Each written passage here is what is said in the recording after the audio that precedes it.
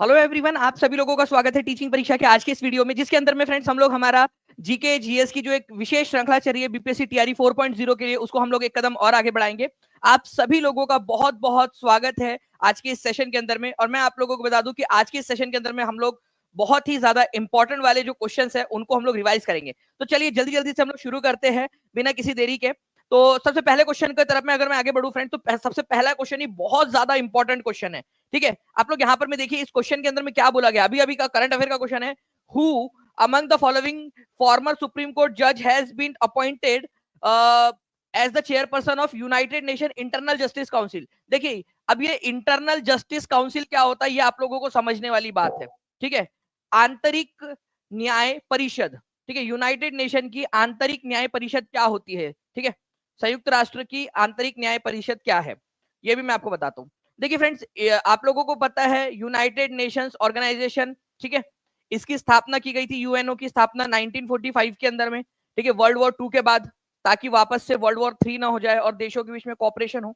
लेकिन United Nations organisation के अंदर में, यूएन यूनाइटेड नेशंस के अंदर में भी अगर कोई डिस्प्यूट है, इंटरनल डिस्प्यूट, देखो इंटरनल का मतलब क्या होता है भाई, अंदर के तौर पे अंदर ही अंदर में कोई डिस्प्यूट है स्टाफ के अंदर में या कोई और डिस्प्यूट है, तो अंदर के अंदर ही उसको सुलझाना है ना, दूसरी कोई कोर्ट में थोड़ी जाएंगे, कोई देश की कोर्ट के अंदर में। इंटरनल डिस्प्यूट है तो इंटरनल तरीके से जो है उसको सुलझाना पड़ेगा। तो इंटरनल जस्टिस काउंसिल बनाया गया है जो अंदरूनी मामलों को सुलझाता है, यूनाइटेड नेशंस के अंदरूनी मामलों को। ठीक है, तो हर बार क्या होता है कि कोई ना कोई उसका चेयरपर्सन होता है, ठीक है, इस काउंसिल का जो जस्टिस करती है उसका। तो हमारे भारत के जो फॉर्मर सुप्रीम कोर्ट के जो जज है, ठीक है, ये याद रखना है आप लोगों ने, उनको नियुक्त किया गया है United Nation Internal justice council का चेयरपर्सन। तो वो है मदन बी लोकुर, ये याद रखेंगे आप लोग, बहुत ही इंपॉर्टेंट क्वेश्चन है। मार्क माय वर्ड, ये क्वेश्चन आप लोगों को देखने के लिए मिलेंगे फ्रेंड्स एग्जाम्स के अंदर में, ये वाला आपको देखने के लिए मिलेगा। ठीक है, तो ये एक इंपॉर्टेंट पॉइंट है, एग्जाम के अंदर में आप लोगों से पूछा जाएगा, ये याद रखिए प्लीज। ठीक है, बहुत ही इंपॉर्टेंट क्वेश्चन है। ओके, इसको वेरी वेरी वेरी इंपॉर्टेंट आप लोग मार्क करिए। और हर एक बच्चा जो है internal justice council Madan B Lokur ये कमेंट में लिख ही दो। मेरे हिसाब से तो आप लोगों के लिए पूछे जाने की बहुत अधिक संभावना बन जाती है इस क्वेश्चन की। ठीक है, चलिए नेक्स्ट क्वेश्चन की तरफ मैं आगे बढ़ने से पहले फ्रेंड्स मैं आपको बता दूं कि टीचिंग परीक्षा के जो है हमने कम्युनिटी में भी इसको डाला था। ठीक है, तो इसी वजह से चैनल को सब्सक्राइब जरूर करके रखेंगे सभी के सभी बच्चे। ठीक है, चैनल को सब्सक्राइब कर देंगे और जो भी आपको कम्युनिटी में दिखता है उसको लाइक जरूर कर दिया कीजिए, ताकि आप लोगों को जो भी इंपॉर्टेंट इन्फॉर्मेशन देते हैं वो आप लोगों को मिलती रहे। ठीक है, यही एक तरीका होता है कि यूट्यूब आप लोगों तक इंपॉर्टेंट इन्फॉर्मेशन पहुंचाता है। तो सेशन को भी लाइक करिए, और ये जो आपको टीचिंग परीक्षा का ये जो दिखता है ना इसके अंदर, इसको भी लाइक करते रहा करिए, क्योंकि आपको कंटिन्यूअसली हम लोग इंपॉर्टेंट इन्फॉर्मेशन देते रहते हैं। आप देख सकते हैं सुप्रीम कोर्ट के पूर्व न्यायाधीश मदन बी लोकुर को संयुक्त राष्ट्र न्याय परिषद जो है उसका अध्यक्ष नियुक्त किया गया है। चलिए, ये जो है फ्रेंड्स कब तक रहेंगे, तो ये आपको याद रखना है 2028 तक रहेंगे। ठीक है, 2028, 12 नवंबर 2028 तक का इनका कार्यकाल रहेगा। ये भी एक इंपॉर्टेंट पॉइंट बन जाता है आप लोगों का। नेक्स्ट क्वेश्चन की तरफ में आगे बढ़ते हैं, इसको भी इंपॉर्टेंट मार्क करना है आप लोगों ने। बिहार का भूमि क्षेत्र भारत के कुल क्षेत्रफल का कितना प्रतिशत है। आप लोगों को पता है, जितने भी लोग कल बैच में थे, ठीक है, हमारी कल से जो है फ्रेंड्स स्टार्ट हो गई है हमारी न्यू बैच के अंदर में, मेरी क्लासेस भी स्टार्ट हो गई। कल हम लोगों ने बिहार जी के स्टार्ट कर दिया है। कितने लोग थे कल क्लास के अंदर में। ठीक है, आपको पता है हमने बहुत ही यूनिक तरीके से बहुत सारी चीजें पढ़ी है हम लोगों ने, है ना। तो बिहार का भूमि क्षेत्र भारत के कुल क्षेत्रफल का कितना प्रतिशत है। तो हमने देखा था कि हमारे जो हमारा जो भारत है, अगर ये पूरा का पूरा मैं इसको मान लू, तो बिहार जो है, ओके, वो पूरे भारत के एरिया का केवल 2 ठीक है 86% जो है वो कवर करता है। 2.86%, ये याद रखना है आप लोगों ने, 2.86%। ये बात हो गई एरिया की। एरिया, अगर आपसे पॉपुलेशन के बारे में पूछ लिया जाए, तो ये भी मैंने आप लोगों से कहा था कि पॉपुलेशन का भी याद रखना आप लोग, जनसंख्या पूरे भारत की कितनी जनसंख्या कवर करता है। ठीक है, तो 8.58% जो है पूरे भारत का कवर करता है, ये भी याद रखना है आप लोगों ने। दोनों ही पॉइंट बहुत इंपॉर्टेंट है। ठीक है, एरिया के हिसाब से पूछे तो 2.86% पूरे भारत का, और वही बात करें पॉपुलेशन की तो 8.58। और मैं आपको बता दूं फ्रेंड, दोनों ही क्वेश्चन बीपीएससी टीआरई के अंदर में आ चुके हैं। ठीक है, इसीलिए आपको बता रहा हूं, और मल्टीपल टाइम्स आया है, ऐसा भी नहीं कि एक बार, बार बार पूछे जा रहे हैं। तो याद रखिएगा इन क्वेश्चंस को आप लोग, ताकि आप लोग याद रहे। अच्छा, मैंने कल आप लोगों को एक चीज और बताया था। मैंने आपसे कहा था कि मैं आप लोगों से कभी भी पूछूंगा, ठीक है, आप लोगों को मैंने चैलेंज किया था कल पेड क्लास के अंदर में, कि मैं आपसे कभी भी पूछूंगा कि बिहार जो है वो कितने में नंबर का राज्य है, ठीक है, पॉपुलेशन के मामले में। ठीक है, तो चलिए बताइए बिहार क्या पूरे भारत में पहले नंबर का राज्य है पॉपुलेशन के मामले में, कि सबसे ज्यादा पॉपुलेशन है, दूसरे नंबर पे आता है, तीसरे नंबर पे, चौथे, पांचवे, कितनेवें नंबर पे आता है? जल्दी से आप लोग बताएंगे मुझे, देखते हैं कितने लोग आंसर कर पाते हैं। 12वें नंबर पे जो लोग बोल रहे हैं ना, मैंने कल रात में ही कहा था कि उन लोगों को डायरेक्टली आईएएस घोषित कर देंगे अपन लोग। ठीक है भाई, वो एरिया के हिसाब से, मैं पॉपुलेशन के हिसाब से बात कर रहा हूँ आप लोगों से। ठीक है, तो थर्ड नंबर के ऊपर में। ठीक है, तो बिहार जो है वो थर्ड नंबर के ऊपर में है। ठीक है, ओवरऑल पॉपुलेशन के मामले में बिहार। चलिए, अब मैंने आपको याद करवाया 5, क्योंकि मैंने आपसे कहा था कि ये क्वेश्चन, और आज रात की क्लास में मैंने आप लोगों को एक क्वेश्चन रिवील कर दिया है कि मैं ये क्वेश्चन पूछूंगा भी। कल रात में बोला था ना आपसे कि क्रोनोलॉजी में पूछूंगा मैं, तो मैं एक रिवीजन करा देता हूं आपके लिए। फर्स्ट नंबर पे कौन है, सेकंड पे कौन है, ठीक है, फोर्थ पे कौन है और फिफ्थ पे कौन है, ये याद रख लीजिए। हम हाई लेवल की पढ़ाई करेंगे, ये रैंक के लिए पढ़ाई है आप लोगों की, ठीक है, सिलेक्शन के साथ में। तो पहले नंबर पे मैंने आप लोगों को बताया कि यूपी है, दूसरे नंबर पे महाराष्ट्र है, ठीक है, और तीसरे नंबर पे हमारा बिहार, ये याद रख लिया आप लोगों ने। ठीक है, उसके बाद में चौथे नंबर पे बारी आती है आप लोगों की वेस्ट बंगाल की, पश्चिम बंगाल की। ठीक है, पश्चिम बंगाल, और फिर है आंध्र प्रदेश। ठीक है, पांचवें नंबर पे आंध्र प्रदेश। ऐसे आप लोगों ने याद रखना था। तो ये पहले 5 जो है राज्य है जनसंख्या के अनुसार, पॉपुलेशन के अनुसार, ये याद रखना था आप लोगों ने। चलिए फ्रेंड्स, बहुत बढ़िया, 6 मिनट के अंदर में हम लोग जो है लगभग 2000 बच्चे यहाँ पर में लाइव जुड़ चुके हैं। ठीक है, और 1150 बच्चों ने लाइक भी कर दिया है। तो चलिए जल्दी जल्दी से सेशन को लाइक करते रहेंगे फ्रेंड्स। ठीक है, जितने भी बच्चे हैं जिन्होंने सेशन को लाइक कर दिया है, एक बार हाथ भी ऊपर कर दीजिए प्लीज। मैं देखना चाहता हूँ यहाँ पर में कितने बच्चे जो इस पूरे के पूरे सेशन को प्रतिसाद दे रहे हैं अपना, ठीक है, एनर्जी दे रहे हैं। हाथ ऊपर कर देंगे जल्दी जल्दी से। जहां भी शेयर कर सकते हो शेयर जरूर कर दीजिए फ्रेंड्स, ताकि ऐसी ही एनर्जी के साथ में आप लोगों को पढ़ा सकूं। ठीक है, जल्दी जल्दी से। और जिन्होंने चैनल को सब्सक्राइब नहीं किया, चैनल को सब्सक्राइब जरूर कर देंगे। चलिए, बहुत सारे बच्चे जो हाथ ऊपर कर रहे हैं, ठीक है, मैं देख भी पा रहा हूँ उन लोगों के नाम जो यहाँ पर में कंटिन्यूअसली हाथ ऊपर कर रहे हैं। ठीक है, बहुत बढ़िया। चलिए आगे बढ़ते हैं हम लोग फ्रेंड्स नेक्स्ट क्वेश्चन की तरफ में। देखिए एक क्वेश्चन, अब ट्रिकी क्वेश्चन, ठीक है, ये कल रात में जिस भी बच्चे ने लेक्चर देखा है वो इस क्वेश्चन का आंसर कर पाएगा। ट्रिकी क्वेश्चन, ठीक है, मैंने कहा था कि ये क्वेश्चन बनने की संभावना है। बिहार का ऐसा कौन सा जिला है जो झारखंड के साथ में और उत्तर प्रदेश के साथ में अपनी सीमा साझा करता है? ठीक है, दोनों के साथ में। पोल आ गया है आप लोगों के पास में, पोल के अंदर में भी आंसर कर देंगे सभी लोग। ठीक है, 1475 लाइक्स हो चुके हैं, 25 लाइक्स दूर है हम लोग 1500 से। जल्दी से सभी लोग जल्दी जल्दी से सेशन को लाइक भी करते रहेंगे। देखिए, अगर मैं बात करूं फ्रेंड्स आप लोगों से, यहाँ पर मैं बिहार का ऐसा कौन सा जिला है जो झारखंड और उत्तर प्रदेश दोनों के साथ में सीमा साझा करता है? ठीक है, तो आंसर आप लोगों के आ रहे हैं। कल रात में मैंने आपको बहुत अच्छे से याद करवाया था, चारों दिशाओं की चीजें याद करवाई आप लोगों को एकदम मैंने। ठीक है, तो आप लोग में से, ठीक है, 79% लोगों ने अब तक सही आंसर दिया है। कमेंट में नाम भी लिखते जाएंगे आप लोग, ताकि याद हो जाए आप लोगों को हमेशा हमेशा के लिए। तो रोहतास वो जिला है। मैं मैप के थ्रू भी आपको दिखाने की कोशिश करता हूँ, आप लोग देखिए फ्रेंड्स। ठीक है, यहाँ पर मैं आप लोग देखेंगे कि ये पूरा बिहार है आपका, बिहार उत्तर जो है, बिहार, उत्तर प्रदेश, झारखंड और पश्चिम बंगाल, ऐसे 3 राज्यों के साथ में अपनी सीमा साझा करता है। तो उत्तर प्रदेश के साथ में 8 राज्य अपनी 8 जो है जिले अपनी सीमा साझा करते हैं, और झारखंड के साथ में भी 8 जिले। तो ऐसा कौन सा जिला है जो दोनों के साथ में सीमा साझा करता है? तो वो है आपका, ठीक है, यहां पर मैं आप देखोगे रोहतास जिला, जो यूपी के साथ में भी करता है और झारखंड के साथ में भी करता है। ठीक है, दोनों के साथ में एकमात्र जिला है आपका। ठीक है, तो ये आप लोगों का इंपॉर्टेंट क्वेश्चन बन जाता है। ठीक है, ये याद रखना है आप लोगों ने। मैंने आप लोगों को कल रात में बताया था कि जब, जितने भी बच्चे कल रात में थे ना क्लास के अंदर में, वो याद रख पाएंगे इसको, आप मेरे को कमेंट करके बताना, कि जब झारखंड और बिहार दोनों एक ही राज्य थे, उस समय में बिहार में कितने जिले हुआ करते थे? ठीक है, ये क्वेश्चन बन सकता है आगे जाकर एग्जाम के अंदर में। कमेंट में आंसर मेरे को कर दीजिएगा अगर आप लोगों को याद आ रहा है तो। जब झारखंड और बिहार, मतलब 15 नवंबर 2000 से पहले बिहार में कितने जिले थे? कल रात में जितने भी बच्चे थे वो आंसर कर पाएंगे। और कैसा डिस्ट्रीब्यूशन हुआ था, कितने जिले बिहार को मिले, कितने झारखंड को मिले, और अभी प्रेजेंट में कितनी संख्या, ये सभी आपको बताना है फ्रेंड्स। ठीक है, यहाँ पर मैं की के पहले बिहार आ जाएगा। यहाँ पर मैं बिहार की उत्तर से दक्षिण लंबाई और पूरब से पश्चिम चौड़ाई क्रमशः कितनी है? चलिए बताइए जल्दी से। आशीष कुमार जी, देखिए जो कंप्यूटर टीचर है उसके लिए एलिजिबिलिटी जो है वो अभी फाइनल हुई नहीं है पूरी की पूरी, लेकिन जहां तक चांसेस है आप लोगों का कि आपको जो जो भी है जिन्होंने कंप्यूटर के कोर्सेज किए हुए उन लोगों को अलाउ कर दिया जाएगा। ठीक है, तो आप पढ़ना स्टार्ट कर सकते हो। टीचिंग परीक्षा ने इसी वजह से आप लोगों को पढ़ाना भी स्टार्ट कर दिया। ठीक है, तो उत्तर से दक्षिण, पूरब से जो है पश्चिम के तरफ में जो लंबाई है, ठीक है, पहली बात हम लोग उत्तर से दक्षिण की बात करेंगे तो 445 किलोमीटर की है। ठीक है, और अगर मैं बात करूं पूरब से पश्चिम की, ठीक है, तो 843 किलोमीटर की है। मैंने कल आप लोगों से एक सवाल पूछा था, ठीक है, मैं एक बार दोहरा देता हूँ सवाल आप लोगों से। मैंने पूछा था एक स्टेटमेंट कि भाई जो जो बिहार है, ठीक है, उसका उत्तर से दक्षिण जो है विस्तार पूरब से पश्चिम के विस्तार से बड़ा है, ठीक है, क्या ये स्टेटमेंट सही है या गलत है? कल रात में मैंने आपसे प्रैक्टिस के लिए पूछा था ना, ठीक है, आप लोगों ने आंसर भी किया था, कई सारे लोगों ने सही आंसर किया था, कई लोगों ने गलत आंसर किया था, ठीक है, फिर बाद में आपको समझाया था मैंने।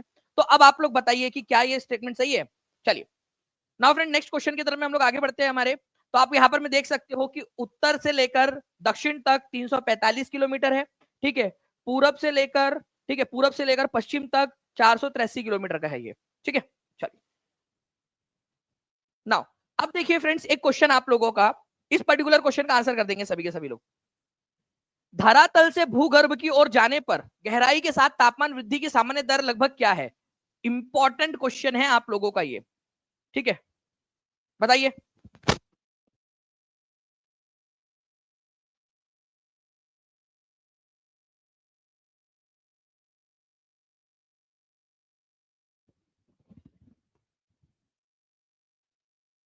देखिए धरातल से भूगर्भ की ओर जाने पर गहराई के साथ तापमान की वृद्धि की सामान्य दर क्या होती है? ठीक है, 1 डिग्री। देखो आपको क्या करना है, भूगर्भ की ओर जाना है, मतलब नीचे की तरफ आप जा रहे हो।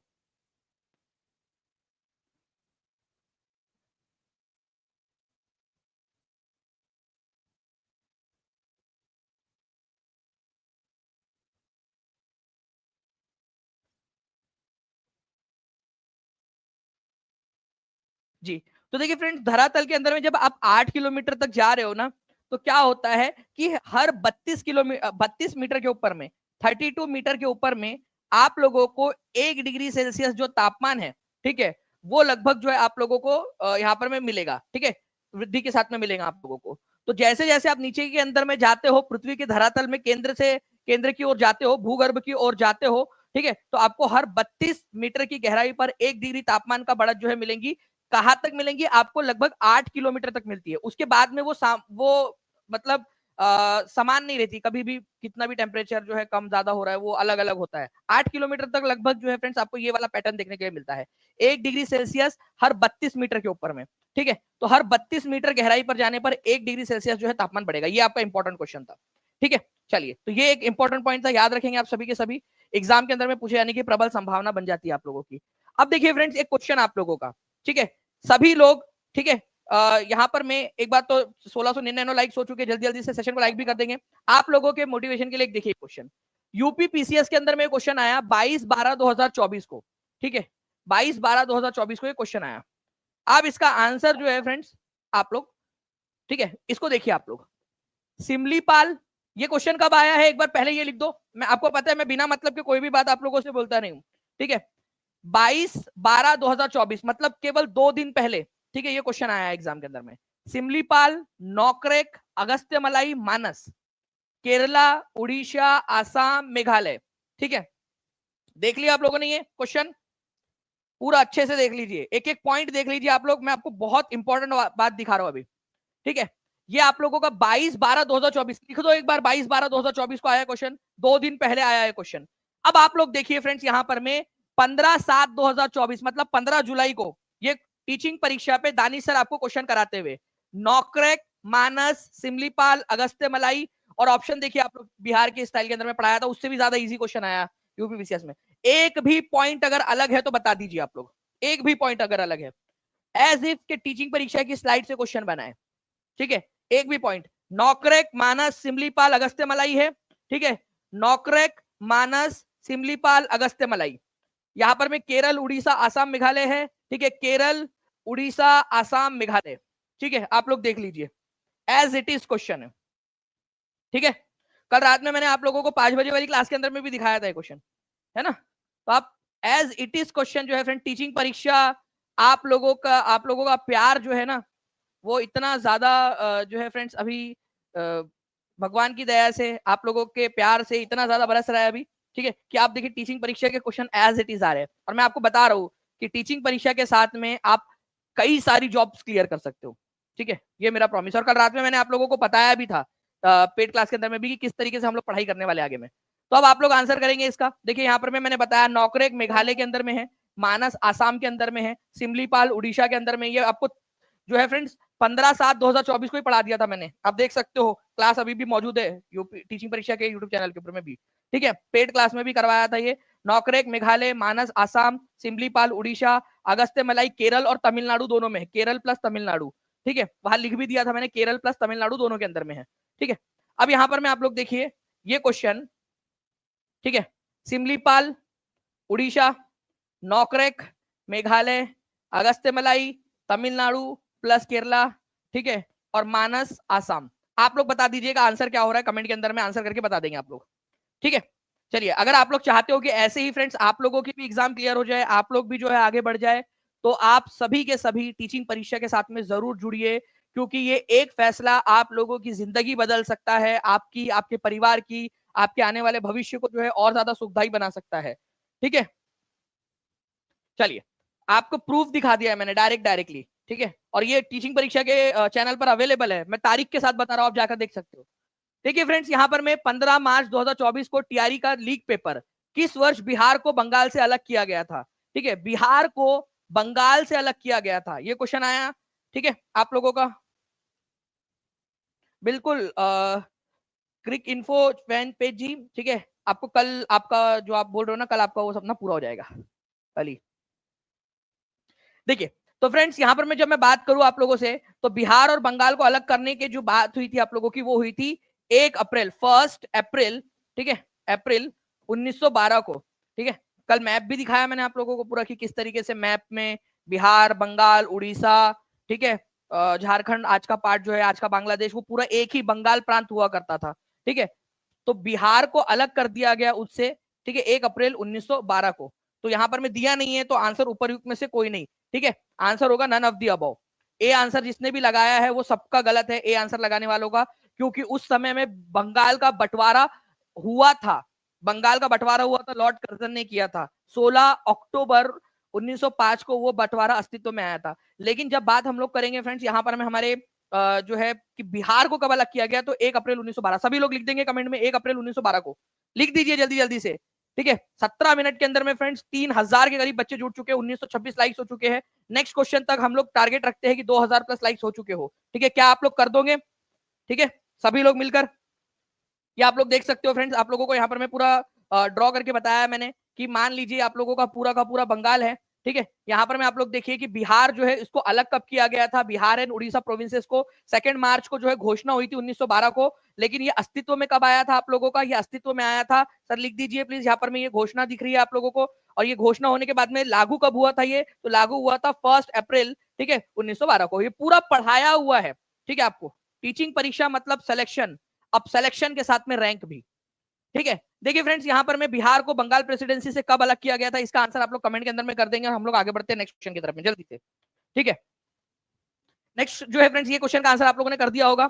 नेक्स्ट क्वेश्चन की तरफ में आगे बढ़ते हैं हम लोग, यहाँ पर में हमारे, ठीक है, किस एक्ट के द्वारा ईसाई मिशनरियों की गतिविधियों पर लगी रुकावटों को हटा दिया गया था, ठीक है। कौन सा एक्ट था जिसके तहत ईसाई मिशनरीज पर जो गतिविधियों पर एक्ट लगी थी, रुकावट लगी थी, कि भाई वो धर्म का प्रचार प्रसार करने में उनको थोड़ी सी दिक्कतें जो आती थी, ठीक है, भारत के धर्म के मामलों में वो हस्तक्षेप ना करे, उसको हटा दिया गया।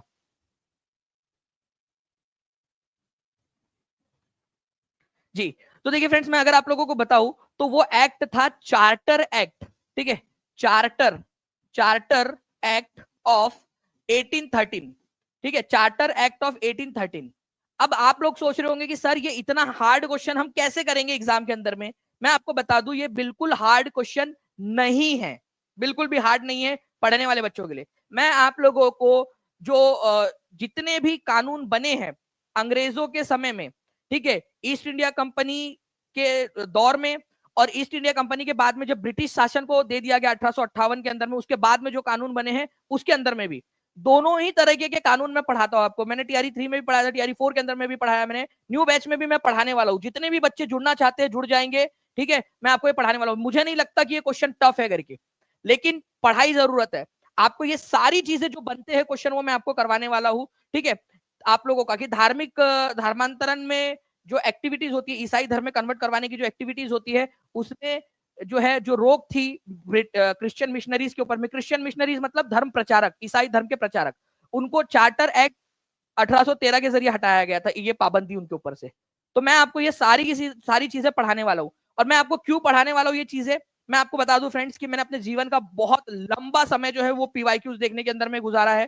ठीक है, आप यहाँ पर मैं देख सकते हो DSSB TGT सोशल साइंस का ये क्वेश्चन था आपका, फीमेल शिफ्ट का। ठीक है, तो ये क्वेश्चन आप लोग देखिए, किस चार्टर अधिनियम द्वारा ईसाई मिशनरियों को भारत में ईसाई धर्म में फैलाने की अनुमति दी गई?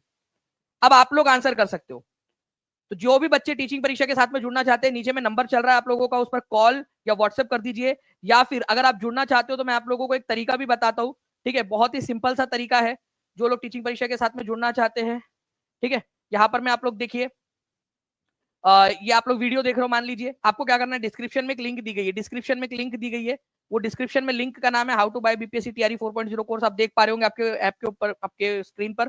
उस पर क्लिक करोगे आप तो एक पेज खुलकर आएगा जिसमें सारे कोर्सेस है टीचिंग परीक्षा के। ठीक है, इन सारे कोर्सेस के अंदर में से जो भी कोर्स आपने लेना है उस कोर्स को आप सिलेक्ट कीजिए। जैसे ही आप उस कोर्स को सिलेक्ट करोगे, ठीक है, आपके सामने वो पेज खुलकर आ जाएगा उसको बाय करने का, जो भी है, चाहे पीआरटी हो, एसएसटी 6 to 8 हो, 9 10 हो, जीएस हो, 11 12, कुछ भी हो आपका, आप उसको भर दीजिए फॉर्म को। 4 चीजें भरनी है केवल।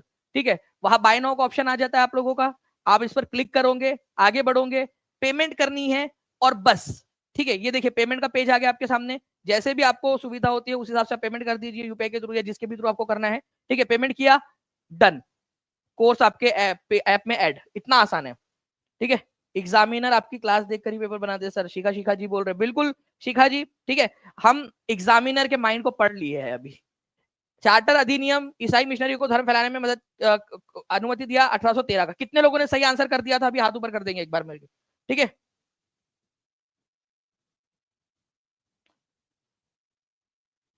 ओके, नेक्स्ट क्वेश्चन की तरफ में आगे बढ़ते हैं। In which state is Ankleshwar oil field located? BPSC TRE 2.0 का आप लोगों का ये क्वेश्चन है, बताइए इसका आंसर क्या होगा?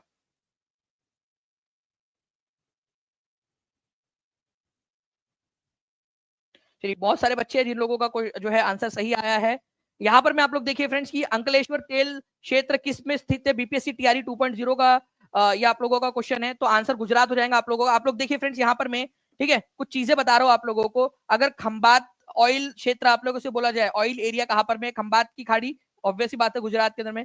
कलोल आप लोगों से पूछा जा सकता है, तो ये याद रखना है आप लोगों ने, ये आपका गुजरात में है। और यहाँ देखिए अंकलेश्वर जो है ऑयल फील्ड है, अंकलेश्वर तेल जो है क्षेत्र, ये आपका ये भी गुजरात के अंदर में है। ठीक है, मुंबई हाई बोला जाए तो ये महाराष्ट्र के अंदर में मिलेगा आप लोगों को। वही अगर आप लोगों को देखें यहाँ पर में अगर हम लोग यहाँ पर में देखेंगे मोरान, ठीक है, हुगरी जान, मोरान हुगरी जान आसाम के अंदर में, डिगबोई कहां पर में? आसाम के अंदर में है, और नाहर काटिया आसाम के अंदर में। तो प्लीज इनको याद रखिए आप लोग, ये ऑयल फील्ड है, इंडियन ऑयल फील्ड जहां से तेल निकलता है। ठीक है, तो ये इंपॉर्टेंट वाले हैं आपके। एक एक पॉइंट, हर पॉइंट के ऊपर में हम लोग क्या करेंगे, क्वेश्चंस बनाने वाले हैं आने वाले लेक्चर्स के अंदर में आप लोग। ठीक है, तो ये सारे के सारे इसके ऊपर में मैं आप लोगों को क्वेश्चंस जो है वो बनाते देता रहूंगा आप लोगों को। तो अंकलेश्वर जो है फ्रेंड्स आपका लार्जेस्ट ऑयल फील्ड है गुजरात का आप लोगों का, ये भरूच डिस्ट्रिक्ट के अंदर में गुजरात के आपके। ठीक है, जामनगर रिफाइनरी आप लोगों की, जामनगर गुजरात के अंदर में है। ठीक है, कुछ इंपॉर्टेंट वाली, और जामनगर रिलायंस यहाँ से निकालता है तेल। ठीक है, नयारा एनर्जी रिफाइनरी, नयारा के आप लोगों को पता है पेट्रोल पंप है, वडीनार गुजरात से निकालता है वो तेल। गुरु गोबिंद सिंह रिफाइनरी है भटिंडा पंजाब के अंदर में। मनाली रिफाइनरी है, ठीक है, ये Chennai petroleum corporation limited CPCL जो है ये तेल निकालता है। ठीक है आप लोगों का, ठीक है, चेन्नई के अंदर में। नुमालीगढ़ रिफाइनरी, ये बहुत ही इंपॉर्टेंट है, नुमालीगढ़ कहां पर में? नुमालीगढ़ रिफाइनरी, ठीक है, नुमालीगढ़ आसाम के अंदर में, ये क्वेश्चन पूछा जाएगा आप लोगों से। ठीक है, बारमेड़ राजस्थान के अंदर में है। Mathura refinery, Indian oil corporation जो है यहाँ पर में तेल संशोधन करता है अपना, मथुरा के अंदर में। और बरौनी रिफाइनरी, ये भी इंपॉर्टेंट है, बरौनी बिहार के अंदर में। जल्दी बताइए बरौनी नाम का जगह कौन से वाले जिले के अंदर में? ये क्वेश्चन आया था एग्जाम में, बरौनी। 6 to 8 की बैच के लिए कितना है सर? प्रतिमा जी आपको सारी जानकारी जो है ना, नीचे में आप जो नंबर है उसके ऊपर में कॉल कर दीजिए या व्हाट्सएप कर दीजिए, आपको सारी जानकारी मिल जाएगी। ठीक है, चलिए नाउ फ्रेंड्स, बिहार में स्वराज दल की स्थापना किसने की थी? आपको क्वेश्चन का आंसर करना है। बिहार में स्वराज दल की स्थापना किसने की थी?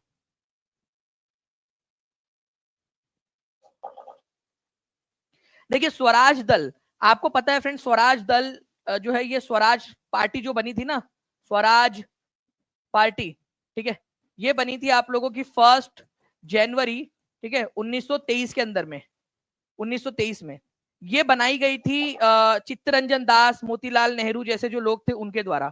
उसमें बिहार का जो उसकी शाखा थी वो किसने स्थापित की थी? तो श्री कृष्ण सिंह ने स्थापित की थी। स्वराज दल या स्वराज पार्टी जो है, इनका उद्देश्य था कांग्रेस में रहते हुए, ठीक है, एक और पार्टी बनाना ताकि वो चुनाव लड़ सके, क्योंकि कांग्रेस ने चुनाव का बहिष्कार किया हुआ था। स्वराज पार्टी वाले जो लोग थे वो चाहते थे कि चुनाव भी लड़ा जाए, लेजिस्लेटिव असेंबलीज में जाया जाए, ठीक है, जो विधानसभा है, विधान परिषद है, उनमें जाया जाए और वहां पर में जाकर अपनी बात रखी जाए। तो श्री कृष्ण सिंह भी उन्हीं स्वराज पार्टी के जो विचारक थे उन लोगों से प्रभावित थे। इन्होंने स्वराज दल की स्थापना की थी बिहार के अंदर में। 68वीं बीपीएससी में आया हुआ क्वेश्चन नहीं है, ठीक है, वापस से रिपीट होने के चांसेस बहुत ज्यादा है, ठीक है, तो B is the correct answer. Okay, चलिए अब आप बताइए निम्नलिखित में से कौन सा एक जल डमरू मध्य अंतरराष्ट्रीय तिथि रेखा के सर्वाधिक निकट है? ये क्वेश्चन बहुत ज्यादा इंपॉर्टेंट क्वेश्चन है, मतलब मोस्ट रिपीटेड क्वेश्चंस में से एक है, ठीक है। 3400 बच्चे देख रहे हैं, 2262 लाइक्स है, बहुत नाइंसाफी है ये, बहुत ज्यादा, ठीक है।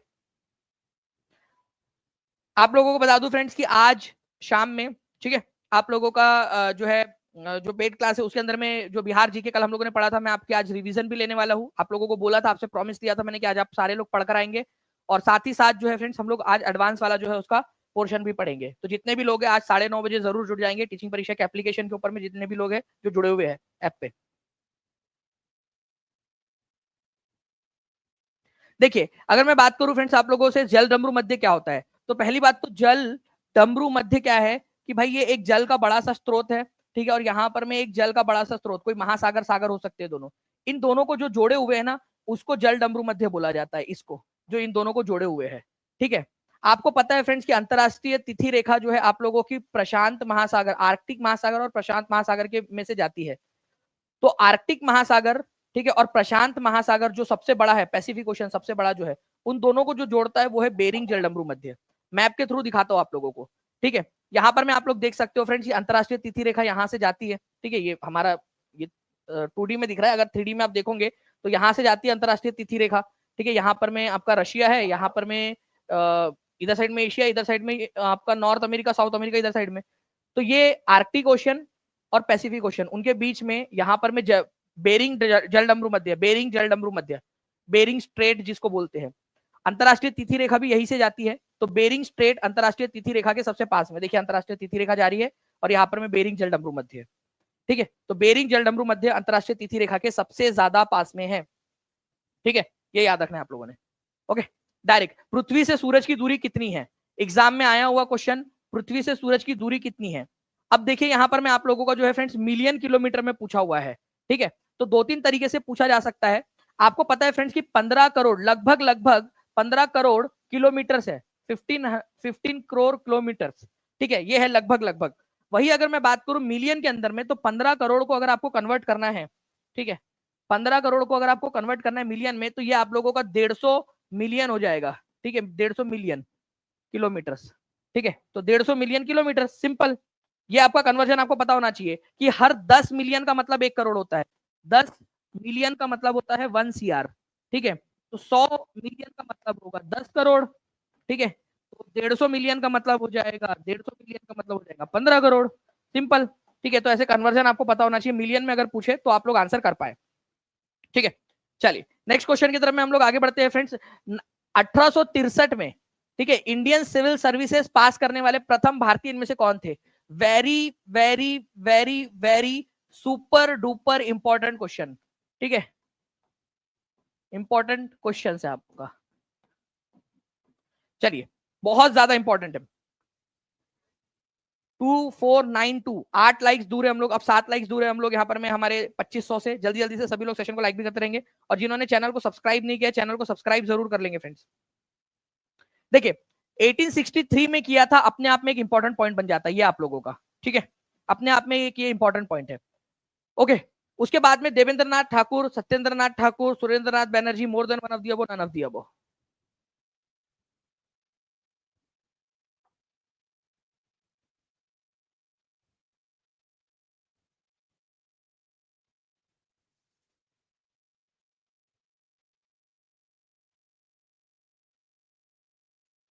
बहुत बढ़िया फ्रेंड्स, आप लोगों के आंसर्स आ रहे हैं यहाँ पर में, ठीक है, B is the correct answer, Satyendra Nath Thakur, ठीक है। सत्येंद्र नाथ ठाकुर जो है इन्होंने 1863 के अंदर में जो है इंडियन सिविल सर्विसेज पास की थी। ठीक है, ये लंदन में होती थी एग्जाम उस समय में। ठीक है, और ये पास करने वाले प्रथम भारतीय थे ये सत्येंद्र नाथ ठाकुर। प्लीज इसको याद रख लीजिएगा, बहुत ज्यादा इंपॉर्टेंट क्वेश्चन है आप लोगों का। ठीक है, 1863 में, ये ईयर भी पूछा जाने की संभावना है, ईयर। ठीक है, और सत्येंद्र नाथ ठाकुर है, ये आप लोग याद रख लीजिएगा। सभी लोग कमेंट में लिख दीजिए ताकि आप लोगों को याद हो जाए हमेशा के लिए। आपको याद हो जाएगा ना, तो आप लोग जो है कोई भी किसी भी तरीके से फिर इस क्वेश्चन को सॉल्व कर पाओगे। नेक्स्ट क्वेश्चन की तरफ में आगे बढ़ते हैं हम लोग फ्रेंड्स। ठीक है, सत्येंद्र नाथ ठाकुर जो है आप लोगों को, इनका सत्येंद्र नाथ ठाकुर जो है, आपको पता है ठाकुर को अंग्रेजों ने टैगोर भी कर दिया था, तो कई बार सत्येंद्र नाथ टैगोर भी बोला जाता है। तो ये रविंद्रनाथ टैगोर के बड़े भाई थे। ठीक है, और उनको कहां पर में दिया गया था, बॉम्बे प्रेसिडेंसी का कैडर दिया गया था। मतलब वो कैडर मतलब होता है कि कौन से राज्य में काम करेंगे। 30 साल तक इन्होंने लगभग सेवा दी थी अपनी, 30 साल तक काम किया उन्होंने सिलेक्शन के बाद में। तो बॉम्बे प्रेसिडेंसी में काम किया था इन्होंने, बॉम्बे प्रेसिडेंसी उनको दे दिया गया था।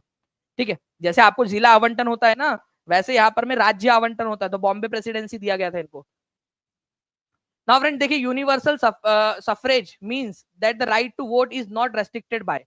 अब देखिए, ये आप लोगों का 6 to 8 के अंदर में टीआरई 2.0 के अंदर में 9/12/2023 को आया हुआ क्वेश्चन है। बताइए इसका आंसर क्या होगा।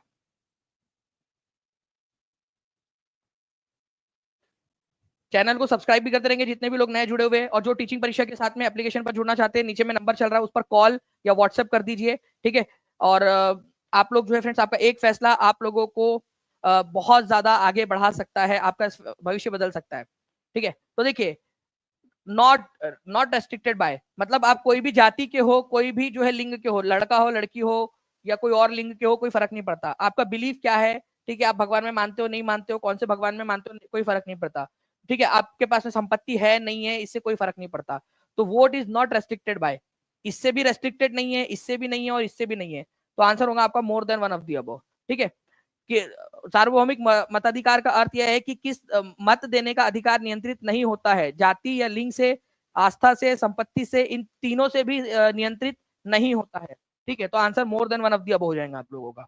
ठीक है, इन तीनों के जरिए ही, ठीक है, मतलब कोई भी चीज हो, आप भारत के नागरिक होने चाहिए, ठीक है, दिमाग से सही होने चाहिए, बस इतनी सी बात है, आप लोगों को वोट देने का अधिकार मिल जाता है। सिंपल सिंपल सा है। ओके, तो D is the correct answer. कितने लोगों ने सही आंसर किया था, इसका हाथ ऊपर कर देंगे आप सभी लोग।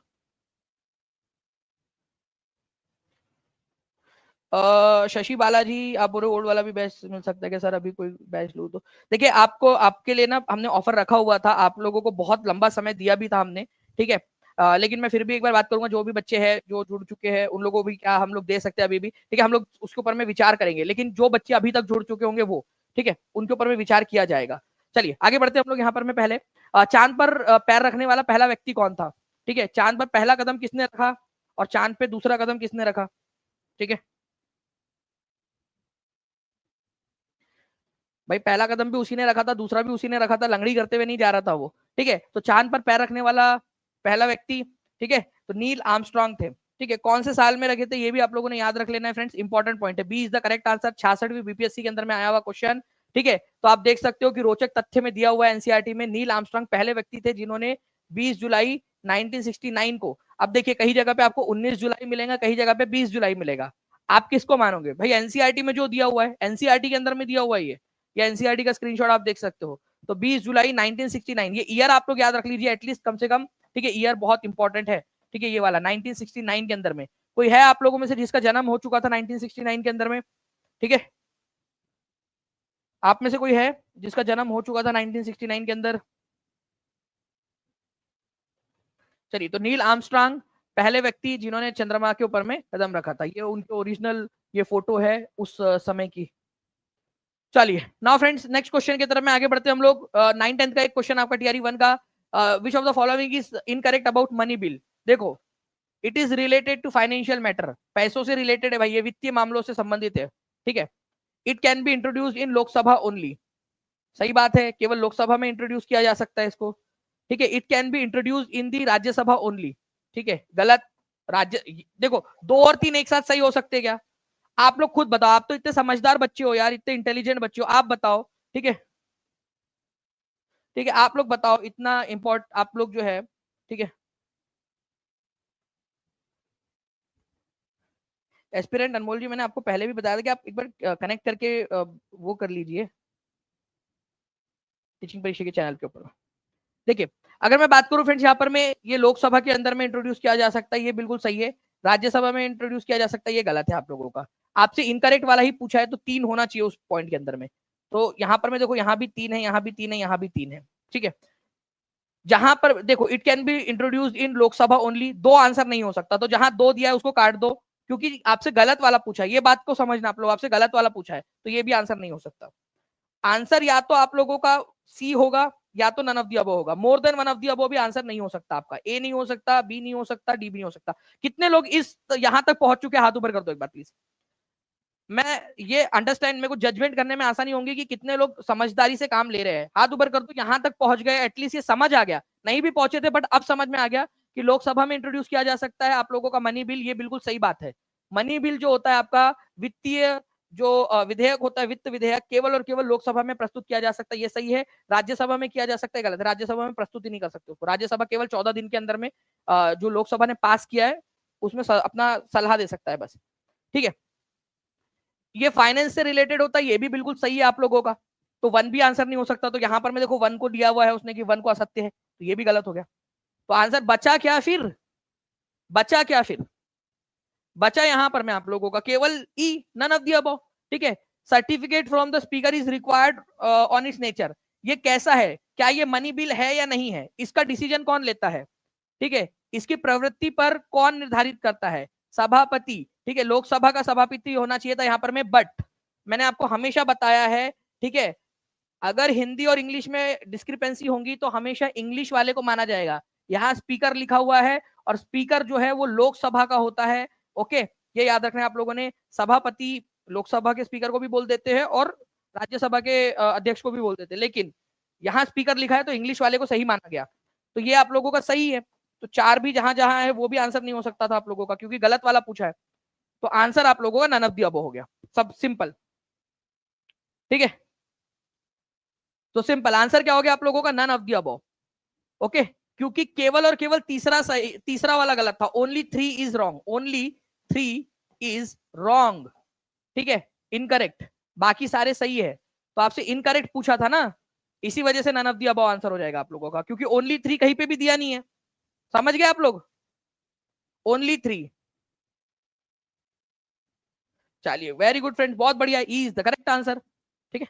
तो ऐसे ही जो है क्वेश्चंस करते रहना है आप लोगों ने। तो चैनल को सब्सक्राइब करके सेशन को अच्छे से देखते रहिए आप सभी। मनी बिल का आर्टिकल बताएंगे आप लोग मुझे। अब एक्स्ट्रा पॉइंट आप लोगों के लिए, एक्स्ट्रा पॉइंट, मनी बिल का आर्टिकल। मनी बिल जो है उसका आर्टिकल क्या है?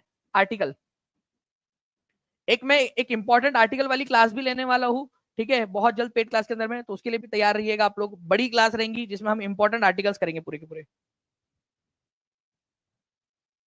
बहुत जल्द आएंगी शिल्पा जी, ठीक है। जो आपने कहा है ना अभी, बस मैं बोलूंगा नहीं, बस कल का इंतजार कीजिए, कल आपके लिए सरप्राइज है, बहुत जल्द। बहुत सारे बच्चे जो वेट कर रहे हैं ना, कल कल सरप्राइज। तो मनी बिल जो है आर्टिकल नंबर 110 के अंदर में, ये याद रखना है आप लोगों ने फ्रेंड्स, ठीक है। चलिए, तो जो है फ्रेंड्स आप लोगों का यहाँ पर में 2 बज चुके हैं। मैं आपको बता दूं कि आप लोगों के लिए, ठीक है, अभी कुलदीप सर रेडी है, कुलदीप सर की जो क्लास है वो रेडी यहाँ पर मैं आप लोगों की हो चुकी है। अब आप लोग कुलदीप सर की क्लास देख लीजिए, और साथ ही साथ मैं आपको बता दूं कि 9:30 आज, ठीक है, जीएस की क्लास है। जो भी बच्चे जुड़ चुके हैं वो जरूर आ जाएंगे 9:30 डॉट। जो नहीं जुड़े हैं अभी भी, ठीक है, अभी भी समय आपके पास में। टीचिंग परीक्षा के साथ में जुड़कर आप अपनी सफलता सुनिश्चित कर सकते हो, रैंक के तरफ में आप स्ट्राइव कर सकते हो, कोशिश कर सकते हो अपनी। यह आप लोगों को प्रूफ करके दिखाया टीचिंग परीक्षा ने बार बार बार बार, ओके। तो चैनल को जो है सब्सक्राइब जरूर कर दीजिएगा, सेशन को लाइक कर दीजिए सभी के सभी, और अभी कुलदीप सर की क्लास है वो भी आप लोग देख लीजिए। उसके बाद में आप लोग जो है फ्रेंड्स, नीचे में जो नंबर चल रहा है उसके ऊपर में कॉल या व्हाट्सएप करके टीचिंग परीक्षा के साथ में जुड़ भी सकते हो, ओके।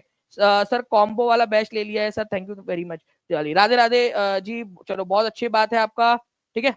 राधे राधे जी का एक कमेंट आया है यहाँ पर में,